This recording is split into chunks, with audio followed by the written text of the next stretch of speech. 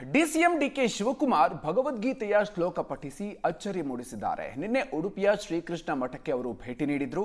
ಪರ್ಯಾಯ ಶ್ರೀ ಪುತ್ತಿಗೆ ಶ್ರೀಕೃಷ್ಣ ಮಠದ ಮಠಾಧೀಶರಾದ ಶ್ರೀ ಸುಗುಣೇಂದ್ರ ತೀರ್ಥ ಶ್ರೀಪಾದರ 64ನೇ ಜನ್ಮ ನಕ್ಷತ್ರೋತ್ಸವ ಸಮಾರಂಭದಲ್ಲಿ ಡಿಸಿಎಂ ಭಾಗಿಯಾಗಿದ್ರು.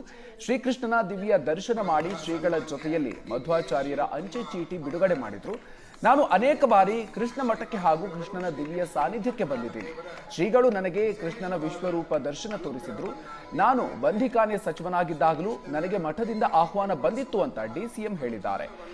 ಈ ವಿಶ್ವರೂಪ ದರ್ಶನವನ್ನ ನೋಡಿದಾಗ ನನಗೆ ನನ್ನ 50-60 ವರ್ಷಗಳ ಬದುಕಿನ ನೆನಪು ತಲೆಯಲ್ಲಿ ಸುಳಿದುವು ಅಂತ ಭಗವದ್ಗೀತೆಯ ಶ್ಲೋಕವನ್ನ ಪಠಿಸಿದ್ರು.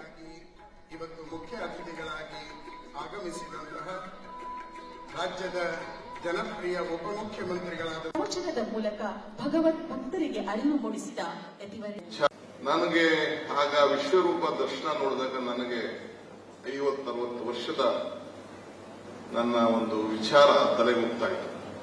ಪಿತಾಸಿ ಲೋಕಸ್ಯ ಚರಾಚರಸ್ಯ ತಮಸ್ಯ ಪೂಜ್ಯಸ್ಯ ಗುರುಗರ್ಯಾನ್ ನ ತತ್ಸಮೋಪಿ ಅಭ್ಯಧಿಕ ಕೃತೋನ್ಯಃ ಲೋಕತ್ರಯೇಹ ವಿಹ ಪ್ರತಿಪ್ರದಾವ ಪುರುಷ ಪುರಾಣಃ ತಮಸ್ಯ ವಿಶ್ವಂ ಪರಂ ನಿಧಾನಂ ವೇದಾಸಿ ವೇದಂ ಚ ಪರಂ ಚ ನಾಮ ವಯಾದತಂ ವಿಶ್ವಂ ಅನಂತ ರೂಪಂ.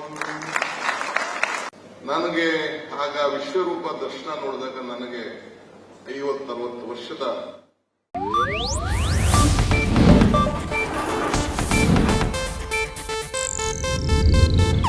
ಇದು ಏಷ್ಯಾನೆಟ್ ನ್ಯೂಸ್ ನೆಟ್ವರ್ಕ್ ಪ್ರಸ್ತುತಿ.